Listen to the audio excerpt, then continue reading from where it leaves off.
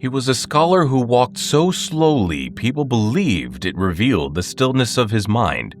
And his greatest teaching wasn't a command, it was a metaphor: water. But who was the Chinese philosopher Hwang really?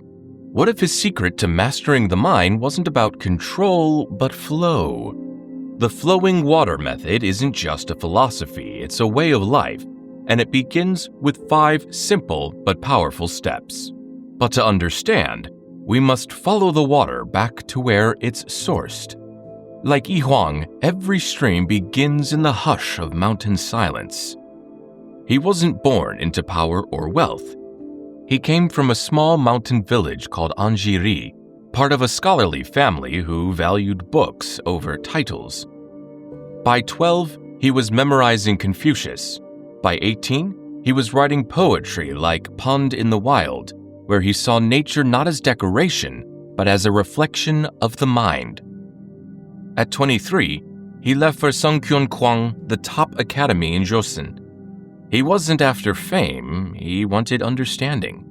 And he earned it, passing Korea's toughest civil exams.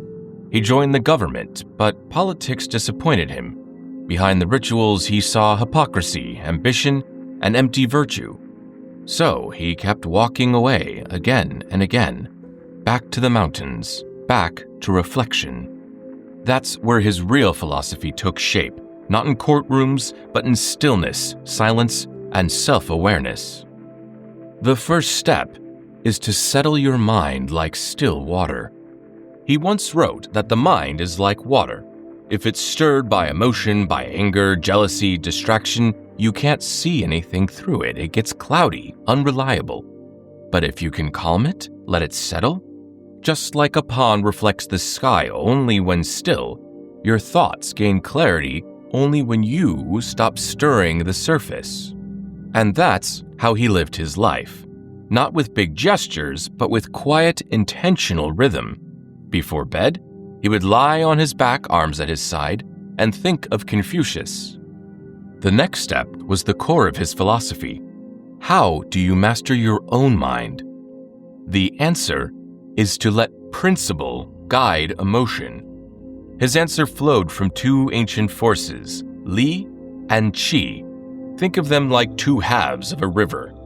Li is the pattern, the invisible order behind everything, the way snowflakes form, the rhythm of the seasons, the rules that hold the stars in place. It's the architecture of the universe. Qi is the energy, the breath you take, the beat of your heart, the way your hands shake when you're nervous, the warm rush of joy or the sting of anger. It's motion, it's life. Here's what made Hwang's idea revolutionary. He didn't just see Li and Qi out there in the cosmos, he saw them inside you. Qi is like rushing water. It moves fast, crashes hard, and floods everything in its path. But Li is the riverbed. It doesn't stop the current, it channels it. Emotions without direction are like water with no banks, beautiful but dangerous. Hwang didn't say, get rid of your emotions. He said, let principle guide them. That's what made him different.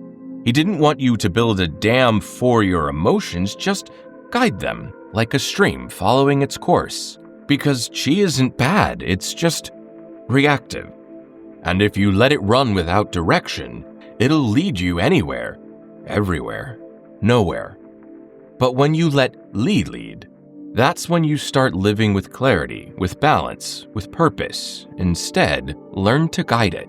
Because when Qi runs wild like a river, it doesn't just stir up trouble, it clouds everything. It blurs the line between what's right and what just feels good in the moment. But when the energy flows through Li, through principle, it becomes something else entirely, like a channel guiding the relentless flow of water. It becomes clear, steady, purposeful. And for Hwang, that wasn't just an idea, it was the foundation of everything he lived by. Hwang didn't chase enlightenment like some sudden spark from the heavens. He believed in slow, consistent effort, in the kind of discipline that builds strength, not from pressure, but from patience. Like a stream that smooths stone over years, Real mastery comes not from bursts of effort, but steady flow. He knew mastery didn't come all at once. It formed like a river carving a canyon, slowly, with steady motion. Each morning he woke early, not to check messages or rush out the door, but to read the classics, to walk slowly, and to think. His steps were measured not because he was frail, but because he believed speed was often the enemy of clarity. Rushing to him was like rapids, loud and dangerous, but reflection? That was a calm stream, slow but sure. This thinking helps signal step 3. Flow steadily, not quickly. In his world, rushing meant something was out of balance, that your chi had taken over, and when that happens, even the right decision could come out wrong. This wasn't just a personal habit, it was a philosophy in action. He believed every part of your daily life could be a tool for shaping the mind. The 4th step is to cultivate virtue like tending a garden, with patience, with light, and with water. And he wasn't the only one. Korean scholars for generations followed this example. They didn't sprint, they didn't shout, they didn't wear clothes that demanded attention. Everything they did was a reflection of inner discipline, of choosing harmony over chaos, substance over show. That rhythm, that way of life, all pointed back to one core idea: self-cultivation. You weren't born complete, but you weren't born broken either. Hwang believed we all carry the seeds of virtue inside us, what he called the 4 sprouts: compassion, righteousness, wisdom, and propriety. But like real sprouts, they don't grow on their own. They need attention, care. They need light in the form of learning and water in the form of self-reflection. But life isn't just made of seeds. It's also full of weather, storms of emotion that can blow those sprouts off course. Classical Confucianism names 7 of those emotions: joy, anger, sorrow, fear, love, hate, and desire. These emotions aren't evil, they're human, but they don't always follow principles. Joy can become a distraction, anger can become cruelty, love can become an obsession. So Hwang joined what became one of the most important philosophical debates in Korean history, the 4-7 debate. His position was bold. The 4 sprouts, he said, come from Li, principle. They're your higher nature, the best version of you. The 7 emotions, they come from Qi, your vital energy. They're raw, reactive, sometimes helpful, sometimes harmful. They're not the same as the 4, they have different roots. And because of that, they need different treatment. The 4 should be nourished. The 7 should be guided. This wasn't just abstract thinking. Hwang was mapping out a real moral philosophy, one that treated people not as flawed machines, but as growing organisms. And what made his view radical wasn't that he believed in virtue. It's that he believed it could survive inside even the messiest emotions. Other scholars of the time were harsher. They drew clear lines, right or wrong, moral or immoral. But Hwang refused to see humans as either or. He saw them as becoming. And he didn't just study it in theory, he lived it. Every entry was like checking the clarity of a pond. Was it calm? Was it muddled? That's where change began. And last but not least, step 5. Reflect daily to clear the waters. Every day he kept a journal called the Chosungnok, his record of self-reflection. He eventually built a place where he could teach it, Dosan Soan, a quiet Confucian academy tucked in the hills of Andong, far from the politics of the capital, far from the noise. Here his students didn't just read books. They walked slowly, spoke mindfully, practiced restraint in their words and thoughts. They debated not to win, but to refine their understanding.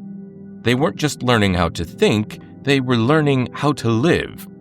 And Hwang made sure they understood one thing. If you want to govern a kingdom, first, learn to govern your mind. Even late in life, when he was old and tired, King Sanjo asked him to return to court. And he did, but only briefly, because Hwang knew his time was short. He couldn't be there every day to advise the king, so instead, he wrote him a gift. His final work, his clearest summary of how to live wisely, not just for rulers, for everyone. The 10 Diagrams on Sage Learning wasn't just a book. It was Hwang's legacy, 10 powerful lessons printed on a folding screen for the king to see every day. Each panel held a diagram, a Confucian quote, and Hwang's commentary. It wasn't for memorization, it was for living. A daily guide to mastering yourself, not by force, but through steady reflection. So, maybe the flowing water method isn't about perfection. It's about learning to move with intention.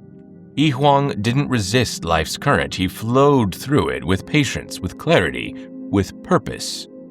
And now the current is yours. Will you drift or will you flow? If you enjoyed this video, be sure to explore more thought-provoking content on our channel. Like and share to keep the conversation going. And don't forget to subscribe so you never miss out on future videos. See you next time!